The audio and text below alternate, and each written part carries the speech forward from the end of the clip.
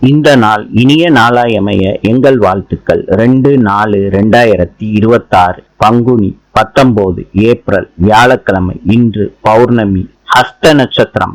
இன்றைய நல்ல நேரம் காலை 10:30 முதல் 11:30 வரை, மாலை 12:30 முதல் 1:30 வரை. கௌரி நல்ல நேரம் மாலை 6:30 முதல் 7:30 வரை. ராவு காலம் மதியம் 1:30 முதல் 3 மணி வரை. யமகண்டம் காலை 6 மணி முதல் 7:30 வரை. சூலம் தெற்கு.